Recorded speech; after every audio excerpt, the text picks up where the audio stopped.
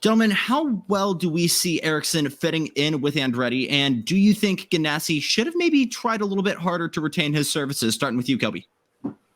I certainly think this signing with Andretti gives Marcus Ericsson the validation that he was looking for, that a top team in the IndyCar series is willing to pay for his services, because that's what Marcus Ericsson wanted to get from Chip Ganassi. He wanted to be paid top tier money in IndyCar because he believes that he's a driver who's deserving of that. And obviously when you have a Scott Dixon and an Alex Palou on your roster, Chip kind of has to decide like who he wants to prioritize in those situations. And obviously it seems like Chip is, obviously going to prioritize Scott Dixon until the end of his career. Alex Palou, how well he's been running lately, it really seems like that Palou has recommitted himself to Chip Ganassi Racing. And with all the great things we've seen from him, I guess it makes sense that Chip Ganassi is going to prioritize Dixon and Palou, and then that left Ericsson, kind of without a seat. So looking over at Andretti, I think it'll be an interesting partnership with him, Colton Herta, Kyle Kirkwood. And I know we're going to talk a little bit about Roman Grosjean in a minute, because it seems like he could be the odd one out. And I really would have liked to see Chip Ganassi and Marcus Ericsson work things out. I think they've been a very good pairing together. Found a lot of success. All those wins on street courses, winning the Indianapolis 500. I felt like that they were a really good fit together. It's unfortunate that it couldn't continue, but as we know, sometimes in this industry, business happens, and that's the situation here that happened between Ericsson and Ganassi. Really looking forward to seeing what Ericsson can do with Andretti Autosport in 2024. Adam Limber says Marcus Ericsson will be a championship contender in 2024. You can see multiple wins, several top 5 and top 10 finishes. So Adam Limber is making a bold prediction there, thinking Marcus Ericsson could be a championship contender with Andretti Autosport in his very first year with his new team.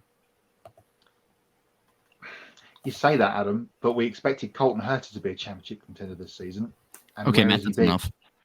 Sorry. Yeah, great move for Marcus. As you said, this is, he's been trying to get this paid drive as such for a couple of years now, especially since he won the 500. I mean, if that isn't validation enough that he should be there, then what else is? I mean, Scott Dixon's got a seat for life with Chip. That 9 car is not changing hands until Scott retires. And with all the Palou stuff that we've been talking about last week, especially going on over here, Marcus has been kind of sat there twiddling his thumbs going, what about me? And he's finally had enough of that and decided he wanted to make the move. So, yeah, I think they probably should have tried to keep him a little bit harder, but it's been a bit of a merry-go-round at Ganassi, hasn't it? I mean, they had that stalwart sort of Scott and Dario and a little bit of TK at the end there for such a long time. But over the last little while, it's been a bit of a revolving door. Matthew says a guy that was a lap away from becoming back-to-back Indy 500 winner, changing teams is a massive deal. I hope it works out for Marcus. I agree. And, his experience of being at Ganassi will only improve Andretti going forward over the next couple of years with Colton and Kyle, just as the 3 of them. Who goes in the 4 car, we're going to talk about that briefly in a moment, but just those 3, if it was just a 3-car team, you'd look at that lineup and go, well, yeah, they're going to be race and championship contenders. Yeah, don't remind me. It was only a lap away. I mean, I was calling and saying, it's done it 2 in a row, and I was going to get my pick a winner right and everything. No, never mind. It feels weird being on this side of the show. We were talking about it last week. I said about how Roman Grosjean probably wouldn't be in the 28 car going forward. Now, a week later, it's all coming about that. We still don't know where Grosjean is, but we know that we've got coming in is Marcus Ericsson, the Andretti lineup. Where he's going to fold in, we're still not too sure. But I think it's a great deal for Ericsson to get through. And I can't remember who put it. I think it was Ben. Matt, you might have said it too. If Grosjean does leave, Ericsson's punched him out. I thought that was brilliant. Ericsson has actually caused a problem here for Roman Grosjean.